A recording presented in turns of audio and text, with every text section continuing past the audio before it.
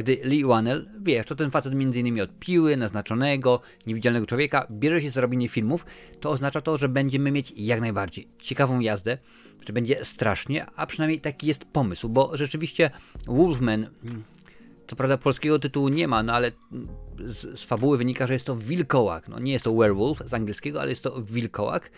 To jest nowa wersja filmu z 1941 roku. Jakiś czas temu studio Universal stwierdziło, ok, no to my zrobimy sobie Monsterverse, tak? Uniwersum potworów, bodajże nawet Dark Monsterverse, czy jakoś tak się miał nazywać. I pierwsza była Mumia z Tomem Cruise'em, no ale rzeczywiście tam polegli, naprawdę. Tom Cruise się wszędzie mieszał i nie dość, że film został zjechany przez krytyków, to widzowie też nie poszli do kina. No i studio zarzuciło. Ale Blumhouse stwierdzono, ok, my spróbujemy coś z tym zrobić. No i jakiś czas temu dostaliśmy, jak już mówiłem wcześniej, Niewidzialnego Człowieka, The Invisible Man, reżyseria oczywiście Lee Whannell i tam było dobrze, rzeczywiście było strasznie. Więc stwierdzono, ok, no to dajmy mu teraz film o wilkołaku, może będzie rzeczywiście ciekawie. Fabuła nie jest za bardzo wyszukana, zresztą nie będę zdradzał całej, nie ma potrzeby, tylko zarys.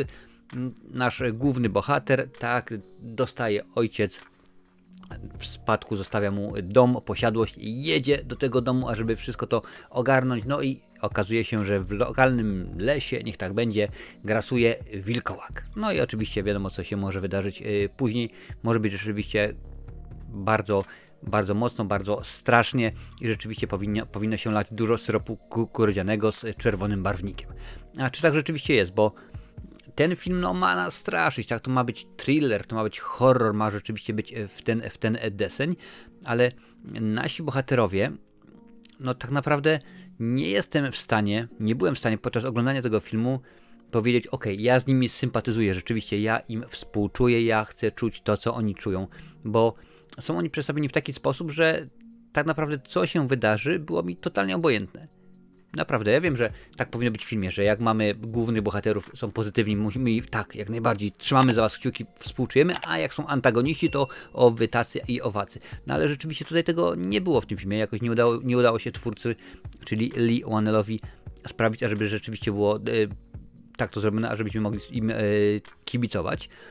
Straszenie, mam odnotowane, że pojawia się w tym filmie no dosyć dużo, tak, straszaków, tak zwanych jump scare'ów i tutaj akurat tego jest dosyć sporo, ale według mnie tak 1, 2 są takie, które powiedzmy, o, niby się spodziewałem, ale jednak mimo wszystko twórca mnie zaskoczył, reżyser mnie zaskoczył, więc rzeczywiście jest nie najgorzej w tym aspekcie, ale ogólnie film tak jakoś do końca nie jest za bardzo straszny, wiesz, bo nawet ten wilkołak, który się tutaj pojawia, no to jest, jak już mówiłem wcześniej, nowa wersja filmu z 1941 roku i sam Lee Whannell powiedział, że nie będziemy w ogóle używać komputerowo generowanych efektów, czyli CGI, bo akurat nie chcemy, wszystko będzie praktycznie, więc to, co będziesz oglądać w tym filmie, to jest rzeczywiście wszystko praktyczne. To jest praktyczna charakteryzacja, tam nie było nic komputerowo i no, jak się łatwo można domyśleć, trochę trwało.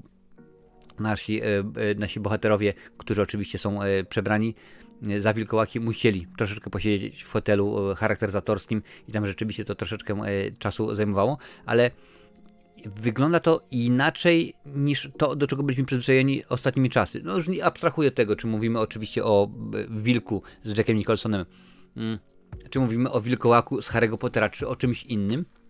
Nie, tutaj rzeczywiście jest inaczej. Zresztą sam reżyser powiedział, ja jak najbardziej wzorowałem się na klasykach kina sci-fi, czyli największą, zresztą tak sam powiedział Lee Whannell, największą dawkę, niech tak będzie, dawkę realizmu postanowił wziąć z filmu Mucha Davida Cronenberga, a także z filmu Johna Carpentera Coś. I akurat rzeczywiście podobała mu się ta przemiana, która tutaj jest i tak, to rzeczywiście dostajemy, też mówię, że trochę jeszcze wziął z amerykańskiego wilkołaka w Londynie Johna Landisa, że rzeczywiście tak to było zrobione, ta cała przemiana i tak dalej, i tak dalej. Więc pod tym względem film rzeczywiście całkiem fajnie jest bardzo intrygująco, jeżeli chodzi o efekty wizualne, bo to mi się podoba. Nie jest to coś super nowatorskiego, zresztą zauważyłem, że ostatnimi czasy jest taka jakaś moda w Hollywood, że jak tylko możemy, odchodzimy od komputerowo generowanych efektów. Czy jest to pokłosie tego, że ostatnimi czasy mnóstwo było na temat sztucznej inteligencji mowy, że nie chcą być posądzeni, a nie, to nie było przez grafików robione, tylko sztuczna inteligencja? Nie wiem, nie mam pojęcia. Jeżeli masz taką wiedzę, to daj mi znać, napisz jak to wygląda, ale wydaje mi się, że akurat jest to dobre. Pewnie, że tak, no bo film tak naprawdę miał budżetu $25 milionów, kręcony był w Nowej Zelandii, a gdyby to pewnie robiono wszystko w komputerze, to byłoby jeszcze drożej. No rzeczywiście tak to jakoś wygląda, aczkolwiek film już trochę powstawał. Film powstawał już od 3 lat, właściwie w tym momencie już mamy 2025, czyli od 4 lat. Początkowo gwiazdą miał być Ryan Gosling, a reżyserem Derek Cianfraise. Miała to być trzecia współpraca tych dwóch panów, ale 2 lata później obaj opuścili projekt, choć Gosling nadal pełni funkcję producenta wykonawczego, a Lee Whannell jeszcze przed zaangażowaniem Goslinga i Cianfraisa, który pierwotnie opuścił projekt, powrócił do niego jako reżyser i scenarzysta, a Christopher Abbott zastąpił Goslinga w roli głównej gwiazdy. Więc tak naprawdę w tym filmie nie ma specjalnie gwiazd. To są aktorzy, aktorki, których tam możesz skądś kojarzyć, ale akurat to jest moc, ponieważ to sprawia, że nie myślisz, o patrz, mamy tutaj Goslinga, Schwarzeneggera czy innego tam Brada Pitta, albo jak to woli, naszego Tomka Kota, no i w tym momencie, skupiamy się na nim. No nie, no w tym momencie to akurat fabuła ma ciągnąć ten film, efekty wizualne, to co się dzieje. No fabuła oczywiście, jak już mówiłem wcześniej, nie jest zbyt wyszukana. Dostajemy parę głupich głupot, jak mawia kabaret Neonówka, bo okej, ja wiem, że są pewne rzeczy, które trzeba zrobić, tak, są pewne rzeczy, które muszą się pojawić, pewne rzeczy, które musimy dostać, ale kiedy po raz 100 000 dostajemy tę samą rzecz, którą już widzieliśmy wiele razy, no to już w tym momencie to nie jest, proszę bardzo, pokazali nam coś ciekawego, tylko jest, że znowu, to skoro jest to będzie i to, oczywiście, że tak, i tak się rzeczywiście zdarza, i tak to ma oczywiście tutaj miejsce. Podoba mi się, natomiast troszeczkę tak skaczę pomiędzy tymi efektami wizualnymi a fabułą, bo no, film do najlepszych nie należy, ale podoba mi się, jak jest ukazane przemiana bohatera w wilkołaka. Wiesz, to jego zezwierzęcenie jest fajnie pokazane, bo mamy zarówno pokazane, nomen omen, jak on widzi, jak powiedzmy wilkołak, jak widzi, jak słyszy, jak to wszystko odbiera, i to rzeczywiście będę dosyć ciekawie, i z tego co wiem, tak mniej więcej świat widzą psy, powiedzmy tak to można ująć. I potem mamy też oczywiście drugą stronę medalu, że w tym momencie jaka jest reakcja drugiej strony na tegoż osobnika, i to akurat jest jedna z mocnych tych stron, ale kiedy nie masz super świetnej fabuły, bo fabuła jest oczywiście przewidywalna, tak mniej więcej, no to nie jest nic nadzwyczajnego, że powiem gdzieś tam w okolicy 25 minuty, może pół godziny filmu już wiedziałem, jakie będzie zakończenie, co się wydarzy i tak dalej, ale to akurat nie jest takiego rodzaju film, żebyśmy musieli się domyślać, a czy rzeczywiście to będzie, czy mamy 15 zwrotów akcji i tak dalej. No nie, akurat to nie o to chodzi. Ale nie mamy bohaterów, których tak naprawdę byśmy chcieli kibicować, bo co się z nimi wydarzy, to tak naprawdę było przynajmniej mi obojętnie.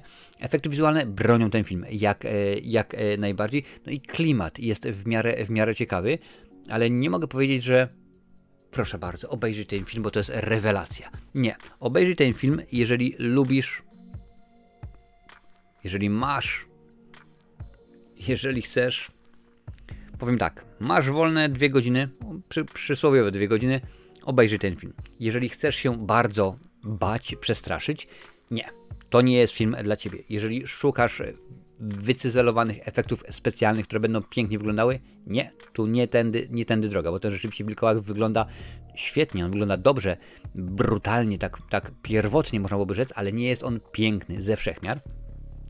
I jeżeli szukasz dobrej rozrywki, czegoś, co sprawi, lubię horrory, uwielbiam straszaki, chcę obejrzeć ten film, bo no nie tym razem. To powiem w ten sposób. Tutaj widzisz, jest piła, jest naznaczony, oczywiście jeszcze jest m.in. Upgrade w reżyserii Lee Whannella, jest ten właśnie Niewidzialny Człowiek. Tamte filmy są dużo lepsze niż ten. Czy mogę go polecić? Tak, bo to nie jest najgorszy film, to nie jest totalne dno, spokojnie, aczkolwiek powiem w ten sposób. Jak za 2-3 tygodnie zapytasz mnie o detale odnośnie tego filmu, już nie będę pamiętał. Bo nie jest to produkcja, którą bym rzeczywiście chciał zapamiętać. Na pewno nie będzie w 10, a oczywiście wiesz, że skoro prowadzę cykl kultowe horrory, no to trudno darmo. Wiele oglądam filmów tego gatunku. Nie będzie on. Na pewno nie będzie on w 10 najlepszych horrorów tego roku, 2025, ale po prostu może być. Taki wiesz, popcorn jak po całym tygodniu pracy, szkoły, idziesz obejrzeć. W porządku, dziękuję bardzo. A 2 tygodnie później zastanawiasz się, ale co to było? No to nic nie było rzeczywiście ciekawego, nic nie było rewelacyjnego.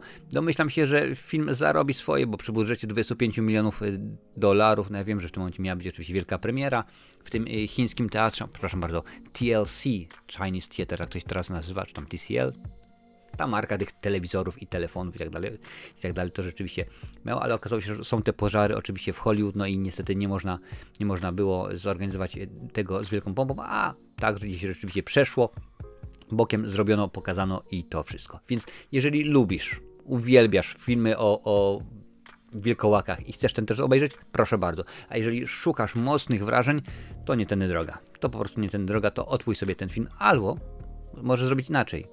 Na tej liście tutaj jest mnóstwo recenzji kultowych horrorów, które warto obejrzeć. Obejrzyj recenzję i tam na pewno uda Ci się znaleźć jakiś ciekawy film do obejrzenia.